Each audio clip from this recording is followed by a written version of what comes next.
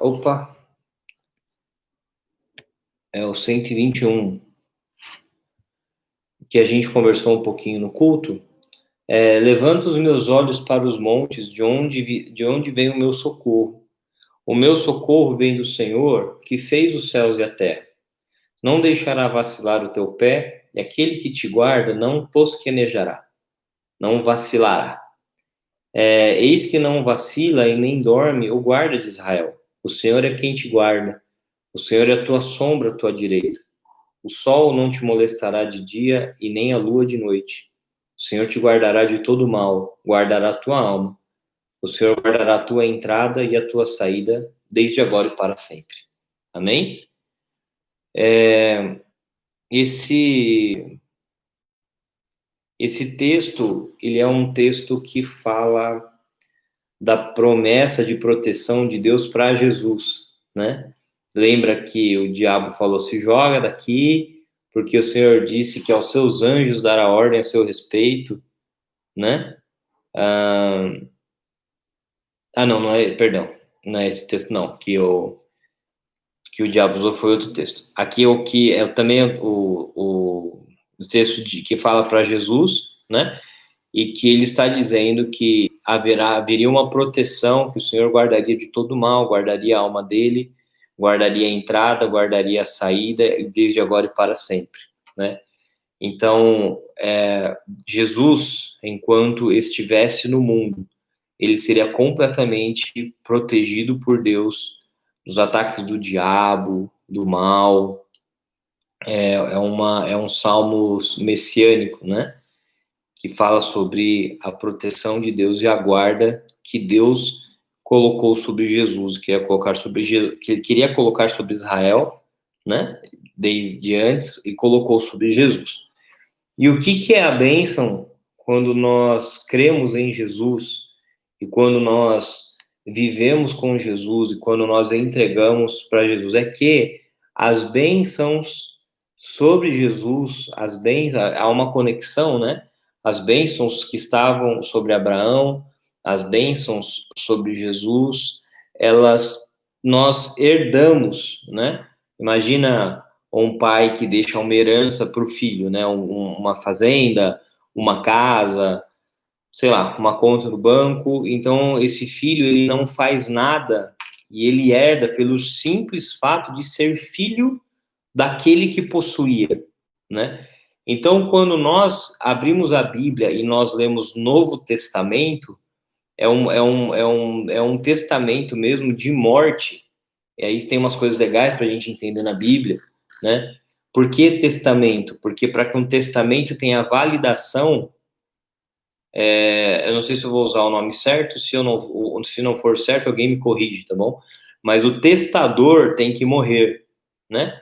O cara que fez o testamento, para aquele documento valer, ele tem que morrer. A partir do momento que ele morre, aquele testamento, ele direciona para onde vão os bens, né? Então, o que aconteceu? Quando Jesus morreu, quando Jesus ele pagou, ele validou esse testamento, a melhor palavra, com a morte dele, esse documento começou a valer, e ele disse, né, segundo o testamento que está escrito, olha que muito legal, né, é interessante a gente pensar em umas coisas, né, então, por exemplo, tem o testamento, então o testamento ele é escrito enquanto a pessoa está em vida, e aí esse testamento, depois da morte, ele diz para onde vão os meus bens, ou para onde eu quero que vá o meu dinheiro, a minha fazenda, para onde quer que vá aquilo que eu tenho, e eu dou as regras para que isso aconteça, né? E eu falo, então, a minha fazenda vai vai pro meu filho, a minha moto vai para aquela pessoa que me ajudou quando eu queria, essa casa vai para a instituição de caridade e tal. E aí, a partir do momento que eu morro, aquele documento, ele é validado, então acontece de acordo com aquilo que era a minha vontade que fosse distribuído. Então, o Novo Testamento, né, quando a gente lê na Bíblia lá o Novo Testamento, é exatamente isso, é Jesus falando, Deus falando, né, como ele queria que fossem distribuídas as bênçãos ou a herança, né? Aquilo que Deus já tinha prometido para o povo de Israel, aquilo que Deus já tinha dado para eles, né? Como uma nação que foi separada mesmo por Deus para escrever a história e para direcionar a história. E aí ele faz esse testamento escrevendo que ele queria que essas bênçãos fossem transportadas para essas pessoas que seguissem, né? Para essas pessoas que estivessem debaixo dessas regras desse testamento, né? Então, para as pessoas receberem essa bênção, receberem essa herança. E qual é a regra, e qual foi tem uma palavra melhor para usar, mas assim, qual que foi oh meu Deus, me fugiu a palavra. O que Jesus falou que era necessário para que as pessoas recebessem isso que ele queria dar, essa herança de Deus? Era necessário só uma coisa, que crescem nele.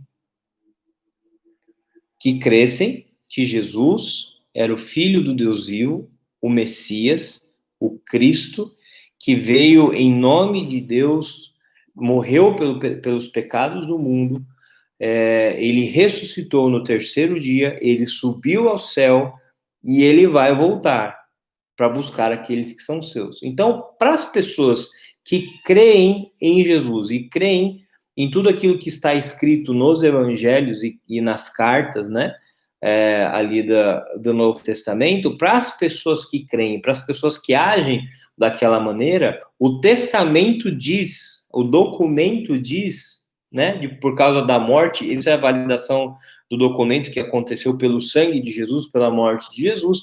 Esse documento diz que agora nós podemos receber essa herança. É legal isso, né, gente? É uma coisa assim, é incrível, é muito legal pensar nisso, né? É muito legal a gente entender isso. Porque assim, não é tipo assim, vai, faz de qualquer jeito, o que Deus manda, tal. Não, Deus cumpriu a regra, né? Deus, ele escreveu o testamento, morreu, e aí aqueles que cumprem os requisitos, era a palavra que eu estava procurando, os requisitos para esse testamento, recebem as promessas e recebem a herança e recebem também o prêmio do vindouro, né? Do reino de Deus vindouro. Então, gente, como que nós É uma palavra, assim, que ficou um pouco mal usada há uns anos atrás por causa de uma pregação, assim, que foi, assim, talvez mal interpretada, mal conduzida. Não é de toda ruim, mas é que misturou com uma questão que é muito mística no Brasil, né? Nós somos um povo místico. Então, nós temos o misticismo dos católicos que vieram de Portugal e da Espanha, que misturou com o misticismo das religiões indígenas, né? Que misturou com o misticismo das religiões africanas. E aí veio o protestantismo, né? Que também tinha a sua parte mística, tá bom? A parte mística não quer dizer necessariamente que é ruim, quer dizer que acredita em coisas extrafísicas, né? E aí trouxe, então, também a questão do avivamento, do Espírito Santo, e aí misturou tudo, e a nossa cultura é uma cultura mística, né? Então, a gente nem sabe muito bem, mas por quê, mas eu não... mas eu acredito, sabe? Aquele negócio, tipo... Eu acho que não tem nada a ver passar embaixo da escada da azar, mas eu evito, sabe? Tem gente, né, que aí tem as macumbas, os trabalhos, bater 3 vezes na madeira, não jogar sal grosso no canto da casa, enfim. Então, há esse todo misticismo na nossa cultura. E como o evangelho, nós fazemos parte dessa cultura, quando começou a ser ensinado, né, a respeito de você se apropriar das bênçãos de Deus, né? Ou você tomar posse da bênção, foi um termo muito usado, né? Tome posse da sua bênção, tome posse da sua bênção, se aproprie do que Deus tem para você. Não necessariamente esse era um ensino errado, mas o que aconteceu é que ele foi absorvido pela cultura, né? Então a pessoa achava que o fato dela falar eu tomo posse disso, né? Eu tomo posse das bênçãos de Deus para minha vida, era como se eu falasse abracadabra, né? Ou é como se eu desse uma benzida, ou é como se eu fizesse uma simpatia. Isso traria algum benefício para mim.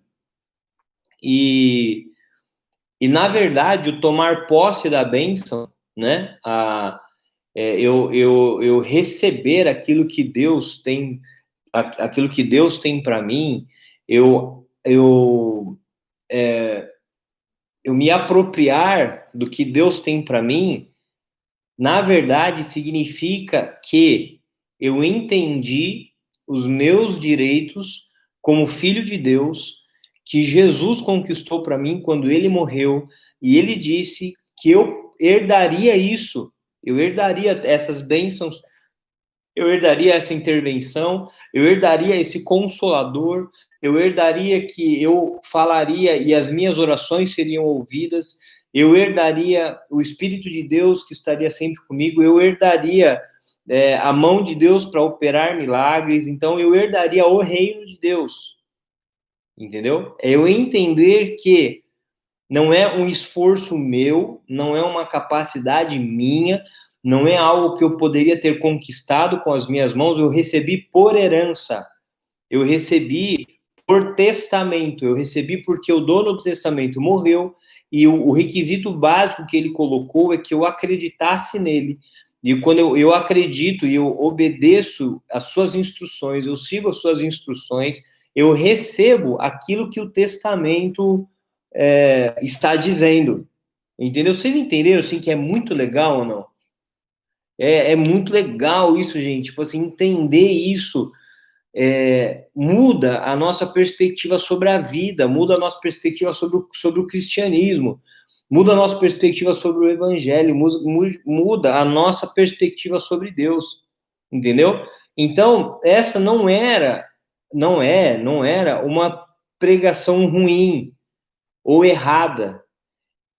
Ela foi misturada com a cultura, entendeu? Então, tipo assim, o espírita vai lá e toma um passe, o católico, sei lá, toma uma benzida, o macumbeiro toma uma baforada, o crente toma posse em nome de Jesus Cristo, o esotérico coloca uma fechadura atrás da porta, o outro lá faz uma simpatia e joga um sal grosso, porque aí eu conseguirei alguma coisa, eu conseguirei algum benefício, eu conseguirei algo que vai me fazer bem, né? Então a gente entendeu isso, nós não entendemos a essência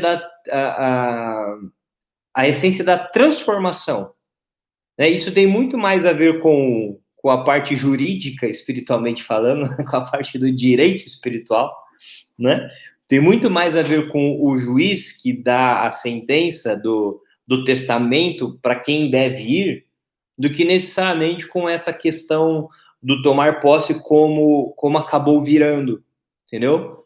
Como se fosse uma palavra mágica. Então, tipo assim, eu vivo completamente afastado de Deus, mas eu tomo posse da minha bênção. Né? E o fato de eu falar que eu tomo posse da minha bênção, a minha sorte vai mudar. Não, não é isso. Não é isso. É que quando Deus está falando isso, né, que ele seria o nosso socorro. Esse é um exemplo só que eu peguei para a gente falar de tudo isso, tá bom? Porque foi o culto de domingo, é só um exemplo. Que é o socorro, que ele vai cuidar da gente, que ele não dorme, que ele não vacila, que ele não vai deixar o sol molestar a gente, nem a lua de noite, ele vai guardar a gente de todo mal, ele guardará a nossa alma, ele guardará a saída e a entrada, essas promessas que foram feitas para Israel, e depois elas foram feitas para Jesus, que Deus guardou Jesus de todo mal, enquanto ele andasse aqui e tal. Então a gente recebe, por exemplo, é só um exemplo, a gente recebe porque através do testamento, Jesus disse assim: eu quero que tudo que é meu seja deles. Então, quando ele morre, esse testamento é validado. E aí nós podemos receber essa proteção, esse cuidado, esse amparo, esse carinho de Deus, esse companheirismo, entendeu? Então, duas coisas importantes de nós entendermos nessa história é, primeiro, que isso não acontece porque a gente teve alguma qualidade, é muito bom a gente saber disso. Por quê? Porque quando a gente vive como se a gente tivesse recebido tudo, o nosso coração ele é preservado do orgulho. Ele é preservado desse veneno do orgulho que faz com que eu queira me sentir mais especial que vocês, porque eu sou pastor, ou que faz com que você se sinta mais especial que o outro, porque, né, porque você é branco e o outro é preto, que faz você se sentir mais especial porque você é homem e ela é mulher, que faz com que você se sinta mais especial porque você, sei lá, é inteligente, o outro não é tão inteligente, porque você tem mais e o outro tem menos, porque você consegue realizar e o outro não consegue realizar. Quando a gente entende que tudo foi dado por nós, não porque a gente merece, porque a gente foi capaz de fazer, mas porque um testamento, um documento nos entregou isso, nós vivemos uma vida de humildade e de gratidão, entendeu? E de gratidão. Cara, tipo assim, olha que legal que Deus fez por mim, tipo, eu nem pensei, eu nem imaginei que isso pudesse acontecer. Olha que legal, eu vivo uma vida de gratidão, porque tudo que eu tenho, tudo que eu recebi de bom nessa vida, tudo que eu faço de bom, as minhas habilidades, esse contato com Deus, eu poder orar e ouvir, não é porque eu sou um ungido especial, é por causa do testamento que diz que se eu falasse em nome de Jesus, Deus me ouviria, né? Eu receber o milagre de Deus não é porque eu sou mais querido que o outro, é porque no testamento Jesus disse que me curaria, então eu recebi um documento que me garante isso, então eu vivo em gratidão, porque eu reconheço que aquilo que eu vivo porque Deus me deu. Essa é a primeira parte. Vocês estão entendendo, irmãos? Vamos fazer a conferência aqui dos 30 minutos que passou um pouquinho. Tá cortando? Deixa eu ver se eu tô na internet certo, peraí.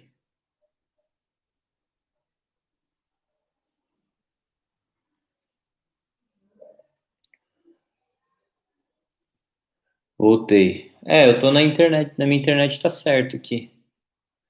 Vocês estão então entendendo, irmãos? Então essa é a primeira parte, né?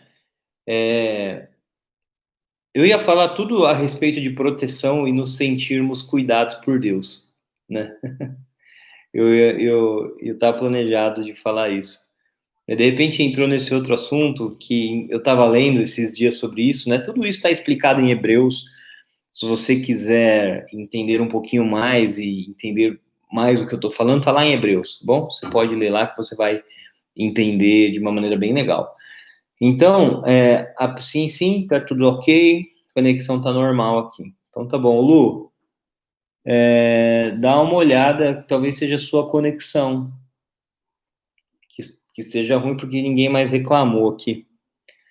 Então, irmãos, essa é a primeira. Nós vivemos com a gratidão, nós vivemos entendendo que aquilo que nós temos. O versículo que eu estou lendo hoje, Márcia, é Salmo 121. Em Hebreus, é Hebreus inteiro, tá bom? É o livro de Hebreus inteiro, ele trata sobre toda essa questão do significado do sacrifício de Jesus, do testamento. Aí você lê o livro de Hebreus inteiro, se não me engano não lembro quantos capítulos são, 13 ou 14. Então, o primeiro ponto, voltando novamente, né? O primeiro ponto é esse, eu entendo que isso que eu recebo, que eu tenho na vida, os dons que eu tenho, estar conectado a Deus, não é porque eu sou mais especial que os outros, porque isso foi um pecado que a igreja evangélica cometeu durante muito tempo, eu não sei se comete hoje, mas durante muito tempo se achou muito superior, especial, e nós somos os que Deus gosta e o resto do mundo Deus não gosta, né? Então a gente se sentiu assim, eu estou certo, vocês estão errados porque eu busco a Deus. Na verdade, a gente tem que reconhecer que Deus entregou para a gente, que é o testamento, e que é o mesmo testamento para todo mundo, né? E que Deus conceda para esses outros a graça de viver conforme esse testamento. E a segunda coisa, gente, que é importante a gente entender a respeito disso, quando nós entendemos que para que a gente recebesse essa vida com Deus, essa restauração no nosso casamento, na nossa mente, nas nossas emoções, para que a gente recebesse a vida eterna, né, nós tivéssemos uma perspectiva futura, porque quando a nossa vida está bem e está tudo legal, né, a gente está confortável, a gente não pensa muito na vida eterna.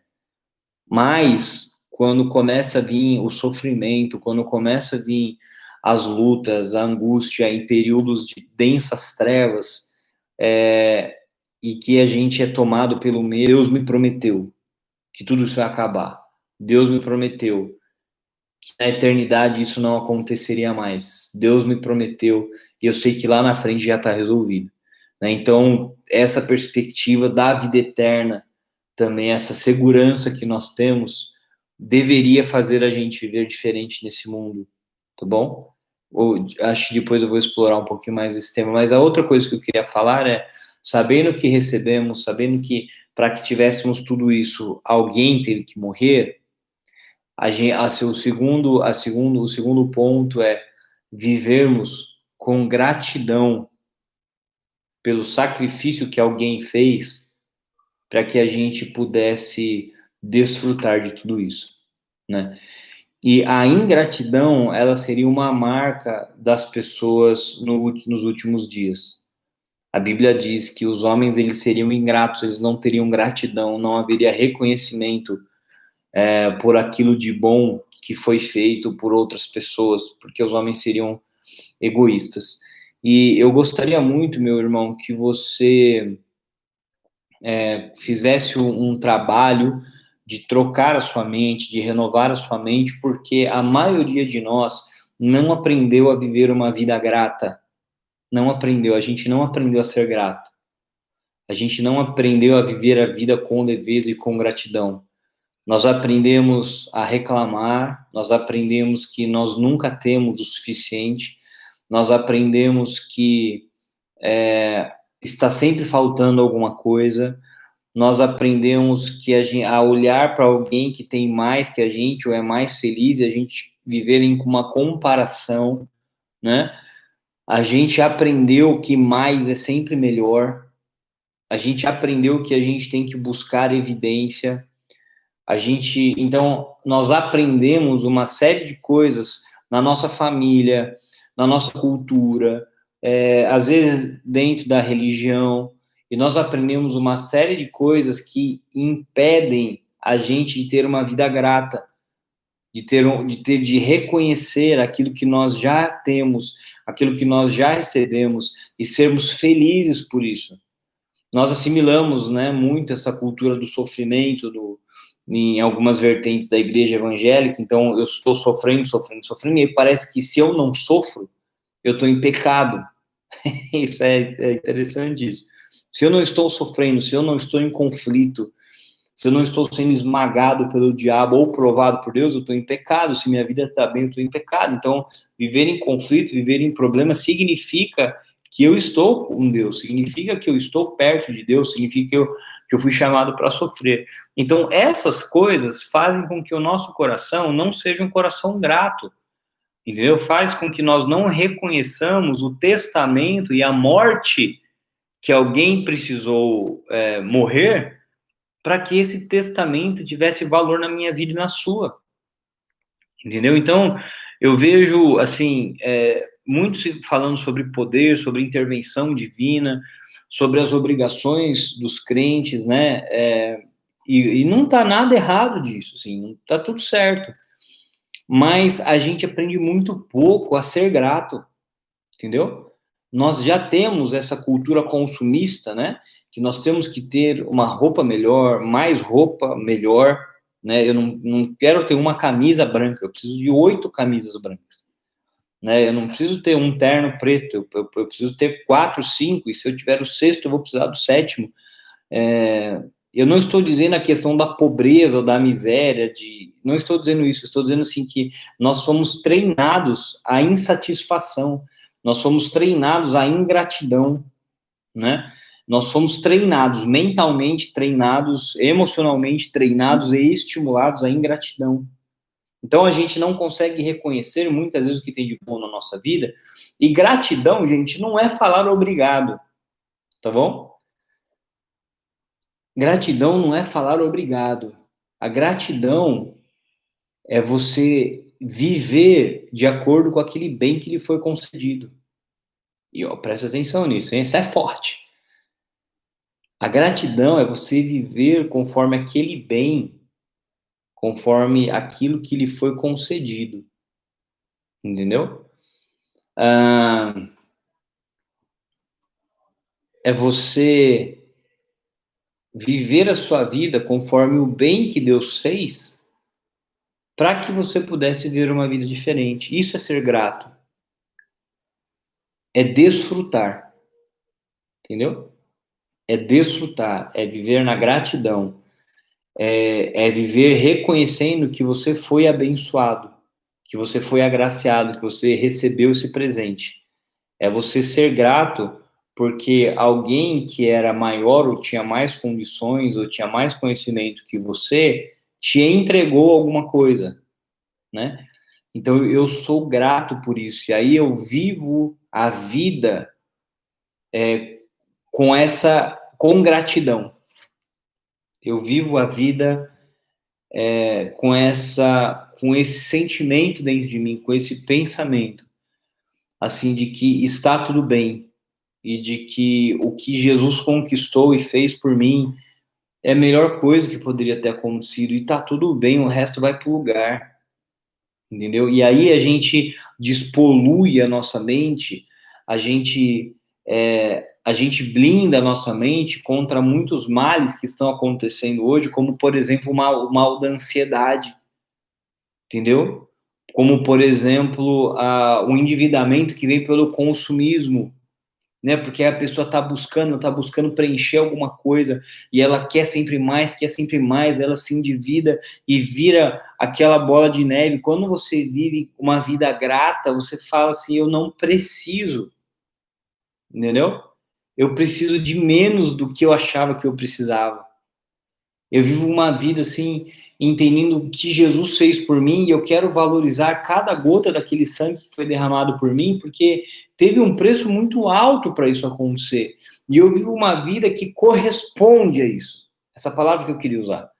Gratidão não é você ficar falando obrigado, é você viver uma vida que corresponda ao ato que foi doado a você.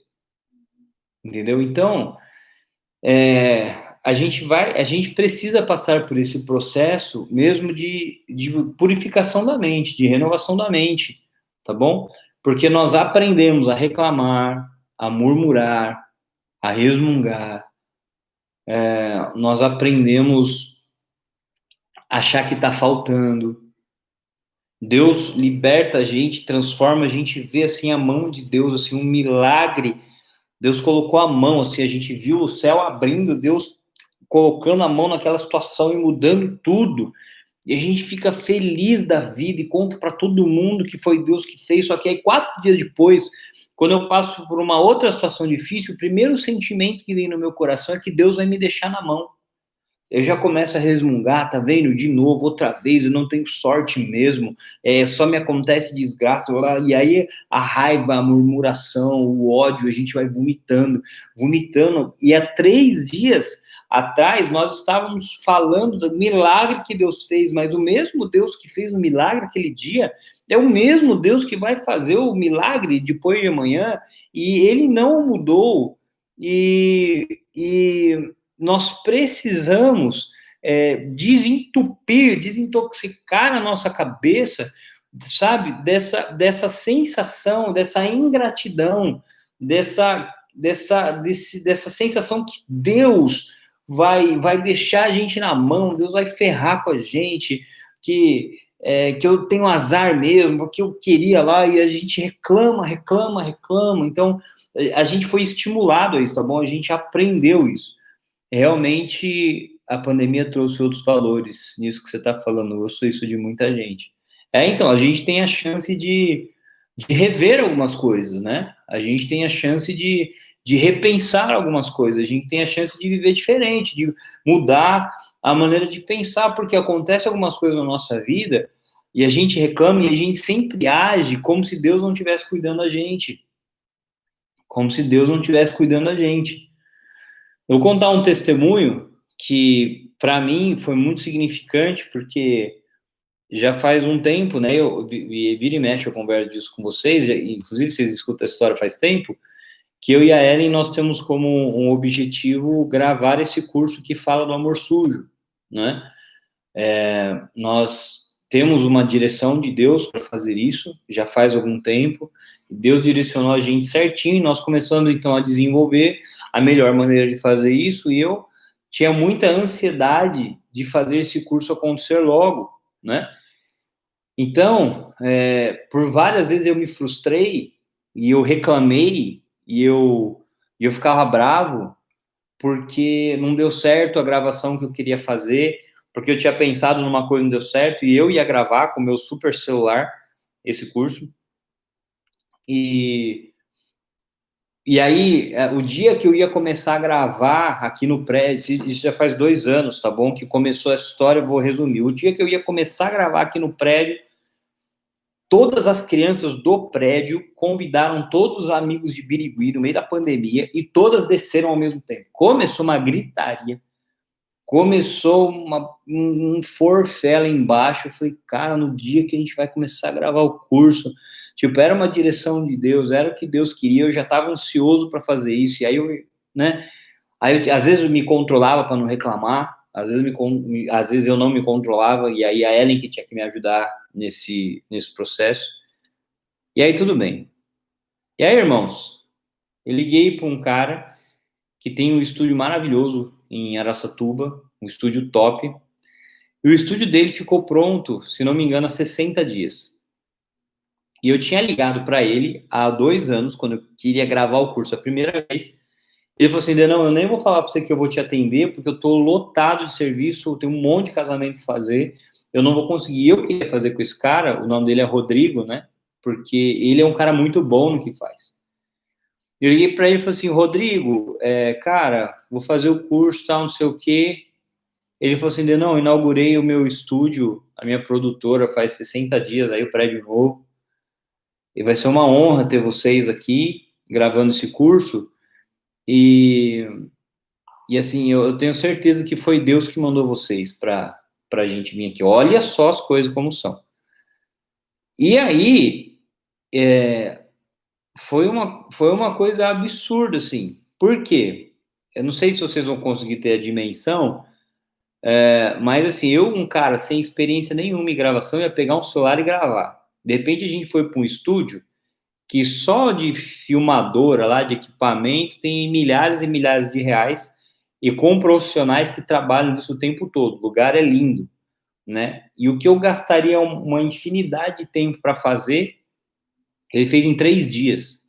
Né? Então ele gravou lá com a Ellen, a gente gravou, fez o curso, ficou uma coisa maravilhosa, assim, ficou muito melhor do que eu poderia pensar, né? E foi interessante que no processo de gravação do curso, enquanto a Ellen ia ensinando e ia falando as coisas, eles foram muito tocados e eles começaram a refletir sobre a própria vida. Tivemos momentos muito legais ali de compartilhar a vida, de compartilhar o que aconteceu, sabe? E esses dias eu estava conversando com a Ellen e o curso ficou lindo, assim, ficou lindo, ficou uma coisa que eu jamais conseguiria fazer, jamais. Né? Jamais não, mas pelo menos vai demorar uns 15 anos para eu conseguir fazer. E aí eu penso que todas aquelas vezes que não deram certo, que as crianças desceram aqui, não era porque o diabo chamou elas para descer para me atrapalhar a cumprir um propósito de Deus. É que eu estava tão ansioso para fazer uma coisa que Deus teve que chamar as crianças lá embaixo. Falou, criançada, vai brincar todo mundo, porque senão o Denão vai fazer besteira. Entendeu? Todas as vezes que não deram certo, porque, sei lá, quebrou alguma coisa, porque não teve tempo, porque foi bem na semana que aconteceu alguma coisa, e eu achei, assim, sabe, que era o diabo, e eu ficava bravo, eu ficava irritado, e eu queria fazer e não conseguia. Todas as vezes era Deus colocando a mão, em outras palavras, tentando fazer eu entender, né? Ainda não é o tempo de chegar. Calma, o estúdio não tá pronto. O estúdio não tá pronto, bicho. Espera, entendeu? Vai vir, calma. Eu acho que Deus tentou me falar isso e eu não escutei, tá bom? Deus falou assim, calma. Infelizmente vai vir uma pandemia no mundo, vai ter uma crise financeira, muitas pessoas vão, infelizmente, perder o emprego, e eu preciso também ajudar o Rodrigo a mudar o ramo dele, porque ele também é meu filho, eu também gosto muito dele, e ele vai ter uma ideia de construir esse estúdio, e aí, quando ele construir esse estúdio, você vai lá gravar, porque ele vai abençoar a sua vida, e você vai abençoar dele, mas você precisa esperar, entendeu? Só que eu não entendi, entendeu, irmãos? Eu não entendi. E ao invés de viver uma vida de gratidão pelos milagres que eu já vi Deus fazendo na minha vida, entendeu? Pelas várias comprovações que eu já tive, que eu não tenho dúvida nenhuma que foi Deus, o meu coração, a minha mente, a minha pessoa, né? Muito treinada na arte da ingratidão, do resmungamento, né? Da murmuração, quando as coisas saíram de uma maneira que eu não achava que era adequada, porque para mim eu teria gravado esse curso com o celular há 2 anos atrás, e até a mesma qualidade que você está me vendo agora, né, uma câmera horrorosa. O que aconteceu?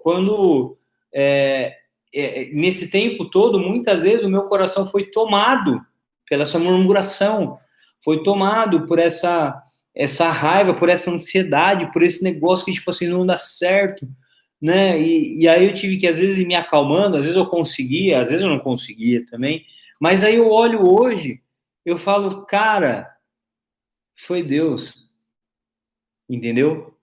Foi Deus. E qual que é o problema disso? Falar, não, mas você foi abençoado, você fez o curso, deu tudo certo, foi legal, foi mesmo. Só que qual que foi o problema disso? Eu poderia ter vivido 2 anos de gratidão, 2 anos de paz, 2 anos dormindo melhor, 2 anos aproveitando melhor os momentos que eu perdi por estar ansioso, tá bom? Não foram 2 anos inteiros, tá bom, gente? Eu não fiquei 2 anos infernizando, não é isso que eu estou dizendo, mas nesses períodos, nesses 2 anos, eu perdi alguns dias, eu perdi alguns descansos, eu perdi alguns passeios, porque porque eu estava ansioso, eu estava irritado, e porque eu não consegui reconhecer Deus e ver o que Ele estava fazendo.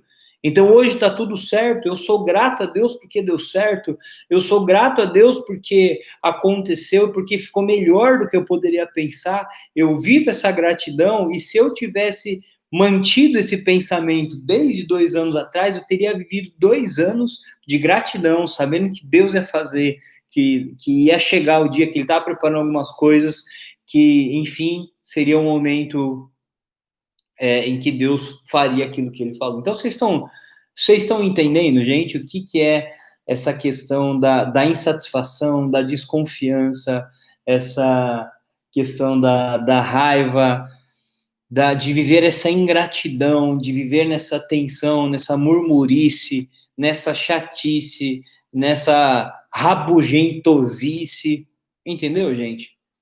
Então, vamos ler aqui o Salmo 121, entendeu? O meu socorro vem do Senhor que faz o céu e a terra, Ele não vacila, Ele não dorme, entendeu? Ele me guarda, ele vai estar comigo. Vamos viver essa vida de gratidão por tudo que Jesus fez e porque a gente sabe que Ele ama a gente.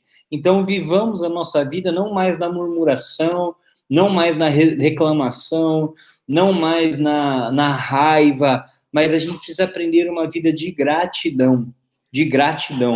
Ser grato por quê? Porque por causa do sacrifício de Jesus, da morte de Jesus, o testamento foi acionado. E esse testamento nos garante que nós podemos viver uma vida diferente. E o que Deus deseja não é que a gente fique falando obrigado para Ele. O que Deus deseja é que a gente viva uma vida que corresponda a esse testamento, que corresponda a essa herança, que corresponda a esse sacrifício. Deu para entender, irmãos? Espero que sim. O Instagram já vai cair, eu nem vou reiniciar, tá bom? Faltam 21 segundos para acabar. Espero que vocês tenham sido abençoados, que Jesus abençoe muito a vida de vocês. Para aqueles que forem no domingo, às 10 horas da manhã, nós teremos o culto, tá bom? Para aqueles que não forem, já eu coloco o culto. Já não, à noite. Ah, olha meu amor aqui, ó. Como é que a gente não é grato com a família dessa que Deus dá pra gente? Né? Mostra o batom para as pessoas. Mostra o batom.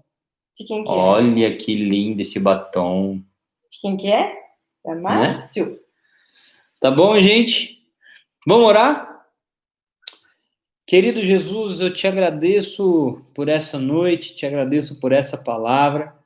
Peço que em nome de Jesus Cristo, Deus, o nosso coração entenda e viva, aprenda a viver na gratidão e aprenda a viver na humildade, reconhecendo que aquilo que temos e recebemos vem do Senhor e que nós vivamos uma vida que corresponde ao sacrifício de Jesus Cristo, à morte de Jesus, esse testamento que foi ativado quando ele morreu. Sabe? Então, em outras palavras, que a gente tome posse da bênção, Senhor. Que a gente viva essa vida plena e abundante que o Senhor derramou na cruz por nós, conquistou na cruz. E a tua ressurreição garante que vai ser cumprido tudo isso em nós.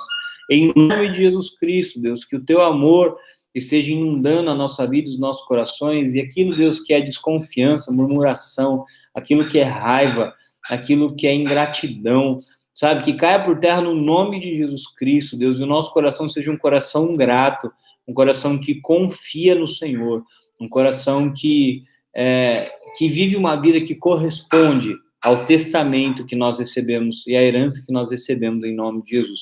Abençoe cada um dos meus irmãos, que eles sejam guardados e abençoados por ti em nome de Jesus. Amém. Amém, gente boa. Um beijão no coração de vocês, foi muito bom estarmos juntos. Obrigado por estarem aqui mais uma vez. Pessoal do Louvor, amanhã nós temos reunião às 19 horas, por favor, e sejam todos presentes. E o resto de todos vocês eu encontro no domingo. Um beijão e uma boa noite para todo mundo.